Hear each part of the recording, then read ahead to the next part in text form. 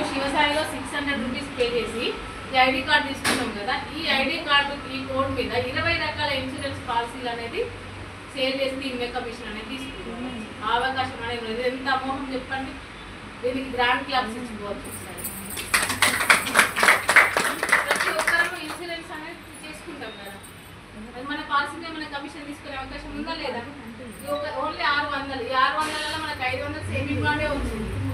100 రూపాయలలో 50,000 accidental insurance వచ్చింది.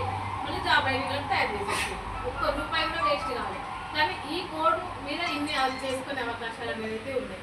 ఇట్లా ఇదే కాకుండా ప్రతి ఒక్కరు ఇంట్లో ఆగిపోయిన పాలసీలు అనేది ఉంటుంది. ఆగిపోయిన పాలసీలు ఉంటాయి కదా, ఎల్ఐసి, సహారా, అగ్రిగోల్డ్, ఎన్ని పాలసీ ఏదైనా సరే. మళ్ళీ అదే కాకుండా కొందరు చిట్టీలు వేస్తారు. కాలమ్స్ ఉంటే ఫస్ట్ మంత్ 5 రూపాయలు, నెక్స్ట్ మంత్ 10 రూపాయలు, అట్లా వారం వారమో నెల పెరుగుతూ ఉంటాయి. అట్లాంటివి కూడా లాస్ అయిన వాళ్ళు ఉంటారు. అది పెట్టుకొని కూడా ఇక్కడ అడ్జస్ట్మెంట్ ప్లాన్ అనేది చేసుకోవచ్చు. సపోజ్ సంవత్సరానికి ఒక 12,000 మీరు లాస్ అయ్యేదనుకుంటాము.